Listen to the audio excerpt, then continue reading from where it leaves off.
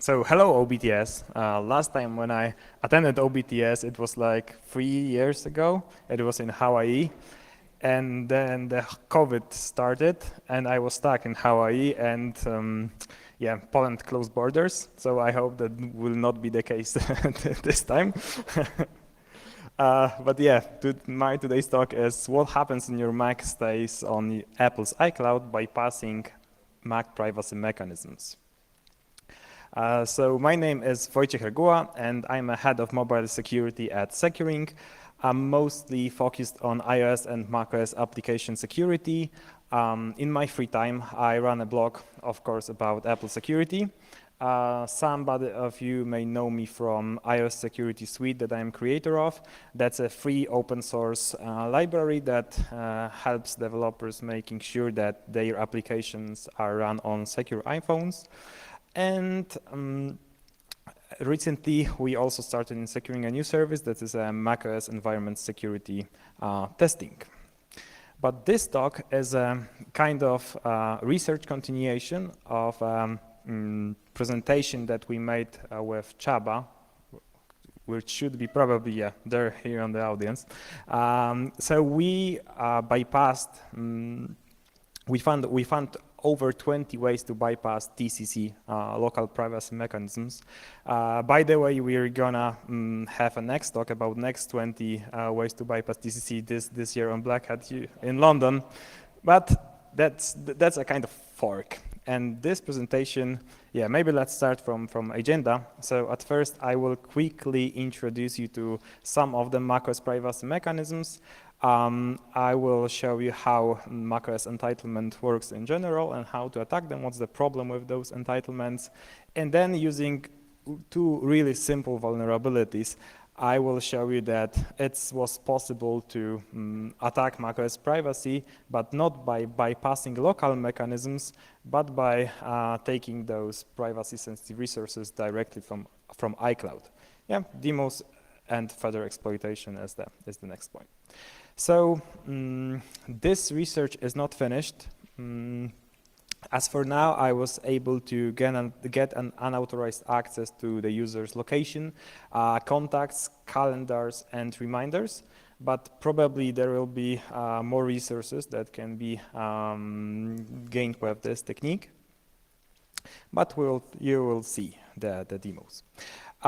So yeah, let's start with the introduction to macOS security mechanisms. So I selected the system integrity protection. That's the most important thing from this presentation perspective. So it's based on sandbox kernel extension, and it restricts access to many directories. And as this system integrity protection, it also will, for example, deny debugger attachments to processes that are directly signed by Apple. So summing it up, on macOS, you are not a god if you have root.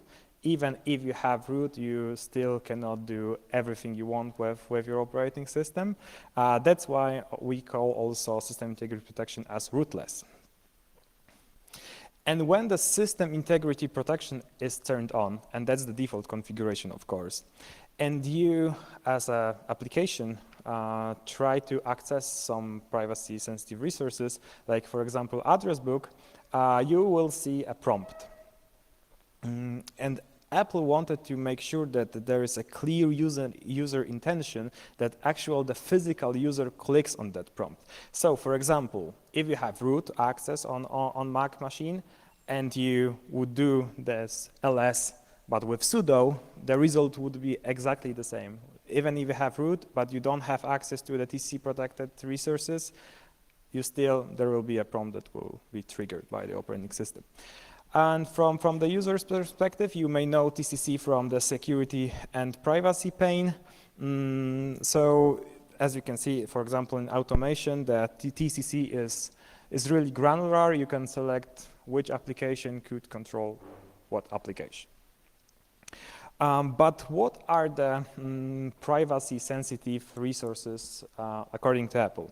So if you visit the Apple Security Bounty website and you go to the very bottom after 2 asterisks, you will read that sensitive data includes contents of contacts, mail, messages, notes, photos, or real-time or historical precise location data.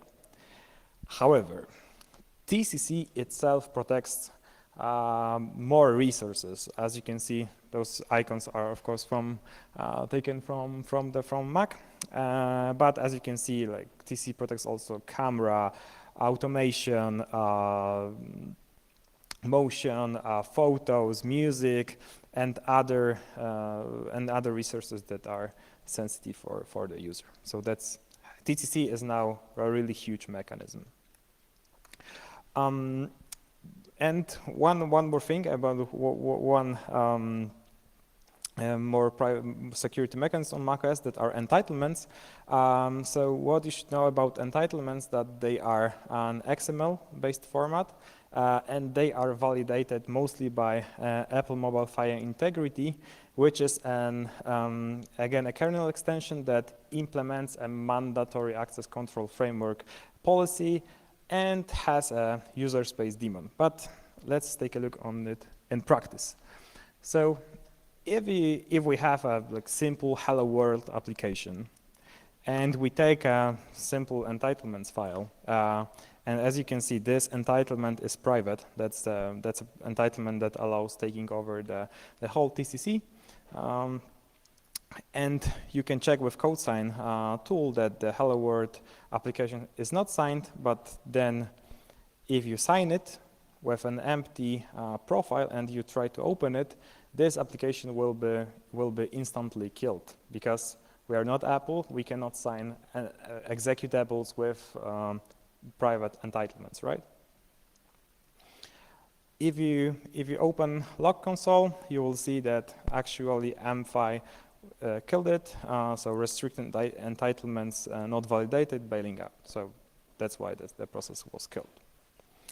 Okay, so that was the quick introduction to the basic security mechanisms on Mac. Now let's focus on the exploitation. There is a problem with macOS entitlements because mostly macOS verifies entitlements of the running application, of the running process. And if you somehow make that process load your code and you will execute this code in the context of the process, macOS will be totally okay with that. So this is really a problem, and we found like many vulnerabilities in the code injection types. So for today's talk, I selected the iCloud helper XPC helper that under the hood it uses an old C-based XPC API for inter-process communication, and it will provide us iCloud tokens when nicely asked. By the way, I made the whole series about exploiting XPC on macOS, so if you are interested in it, feel free to visit my blog. But how does it look like, the helper, how does it look like from our reversing engineering perspective? So there is a method, validate client with process identifier, that in the end will create sec code of the connecting process. It uses Audi token, so if you thought about attacking it via process identifier, it won't work. But basing on that Audi token, this helper will verify if the connecting client has a private iCloud entitlement. If the client has the entitlement, this XPC connection will be successfully handled by the helper. But the thing we have to still think about it is that the XPC communication has its own structure, so we have to provide that expected structure to the helper in order to get those iCloud tokens. So let's start with writing the code that we will be injecting somewhere. The first thing is that we have to establish the XPC connection, provide the structure that the helper expects for, and send it and receive the response from it. Okay, so now where we can inject this our malicious code. So it turns out that GarageBand has a private iCloud entitlement and disables library validation. And modification one of those dynamic libraries that GarageBand loads will give us the privileged context of the GarageBand with that private iCloud entitlement. And with that knowledge, we will be able to use that code I showed you to successfully connect to the iCloud helper. So let's confirm if we can easily inject to the GarageBand. It turned out that, as you can see here on the slide, there is hardened runtime turned on. When hardened runtime is turned on, the application will not allow you injecting your code unless it is signed with Apple or the same developer certificate. However, developers on purpose can disable some of the hardened runtime features, and that was the case in GarageBand. So as you can see, the private iCloud account access, and in the same time disable library validation entitlement. So yeah, let's now find a target framework which we can do a dial-up proxying attack. So if you open GarageBand and you will take a look at the framework structure, you will see plenty of frameworks. So for the exploitation, I took the OAuth 2 client framework.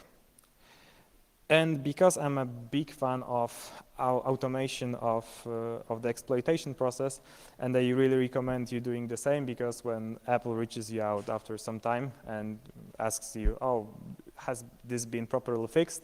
You can just run the script and you will see if it was fixed or not, right? If the exploits still work. But yeah, that's the shell script that was included in my proof of concept. So let's take a look at it.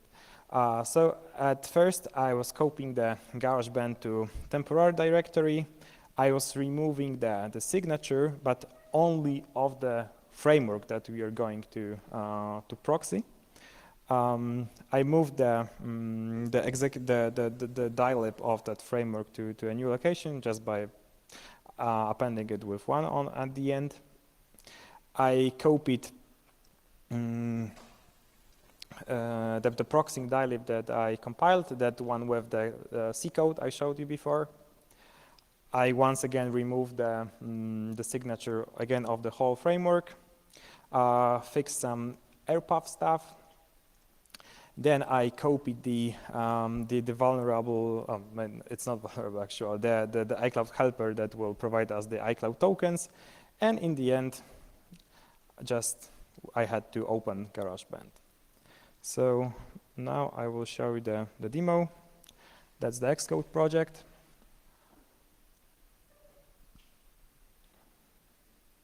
So it's really simple. It will take a while to compile it and copy the GarageBand to the proper location. But as you can see, that's the bash script, the same one. Have to be patient for a while because the exploit is required to copy the whole GarageBand to TMP. And when I launch it, the gatekeeper, as you can see, has to check it.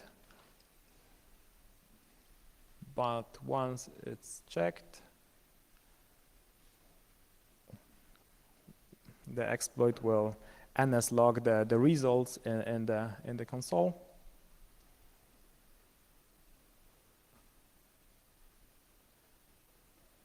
Yeah, so we have all of the tokens which were stored in iCloud helper, and as you can see, there is a lot of different, sometimes juicy information about your Apple account.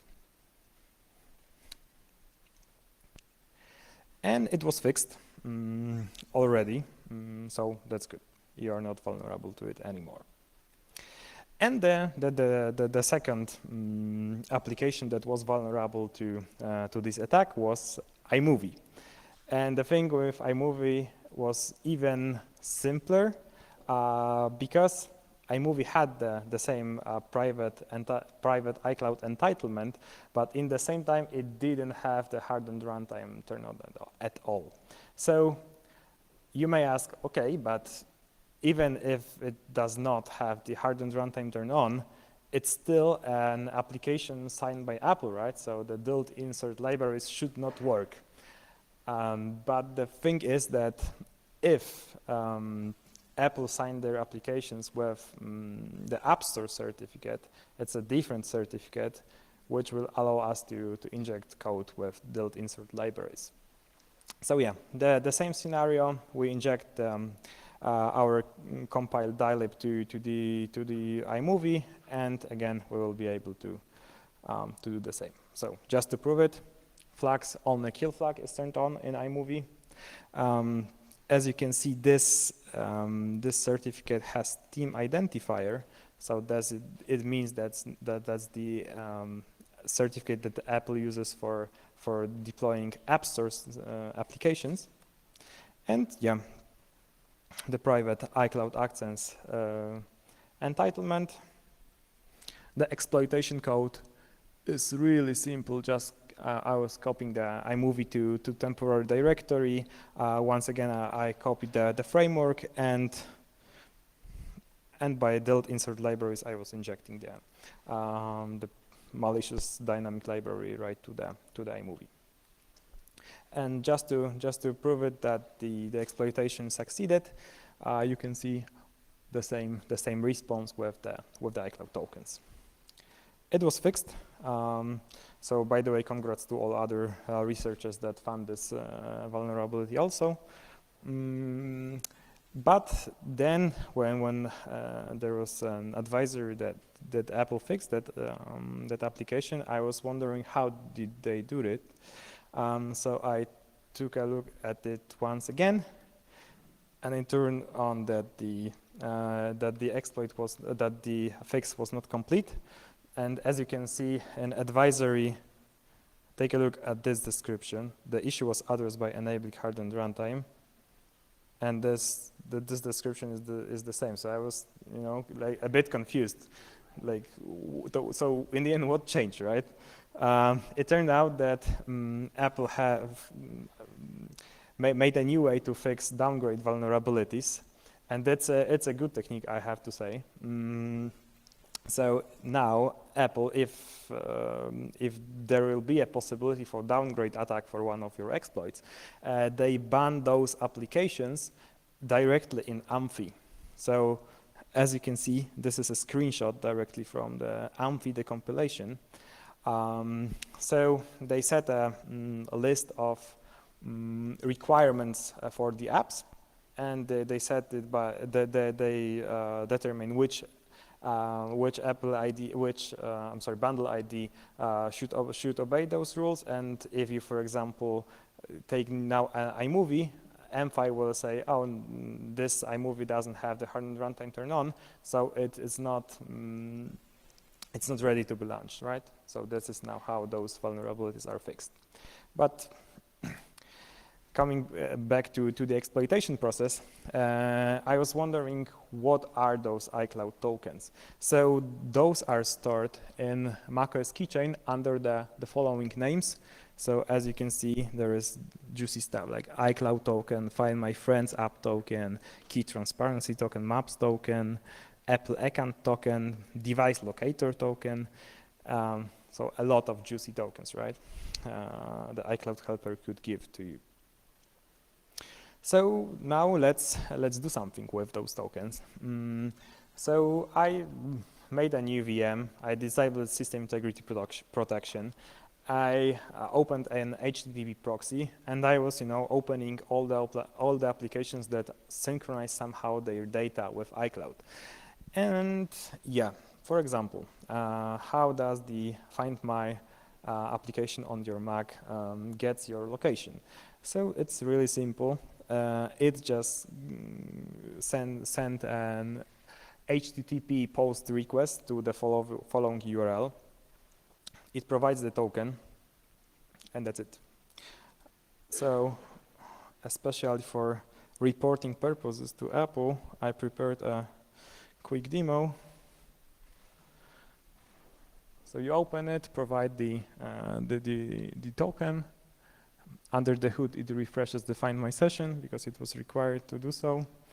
And in the response, again a JSON, but if you grab for latitude or longitude, you get an unauthorized access to location data, right, without raising any prompts, and without root, of course. How it works with contacts, almost the same, HTTP request. So, but this is a two-step exploitation. At first, you have to ask about the VCF files, and then when you grab the name of the VCF file, in the second request, you request for it, and iCloud will happily return it to you with your contacts data, again, without any additional TCC prompts. As I showed you at the beginning of this presentation, when I was trying to access contacts from terminal, there was a prompt, right? This time we have access to the contacts without raising any prompt, but not by bypassing local mechanisms, but by directly asking for it, the iCloud. Calendar, very same technique. Again, two steps. So you firstly ask for the ICS, and then you get the events you have stored in your calendar. You may also ask me, what's that number? That's your iCloud identifier. But in the iCloud helper XPC response, it's included, so you can just take it from it, and you have you're all set. You have everything you need to exploit it. The same with reminders. Again, an HTTP request, and that's it. We have access to the iCloud data. But I said at the beginning that this research is not completed.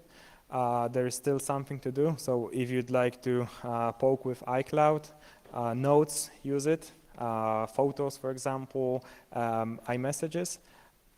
When I was proxying those three applications, under the hood, I saw that they use protobuf, so it's kind of harder to reverse, but it's of course doable. So if you'd like to do such research, you feel free to do it. It's still open.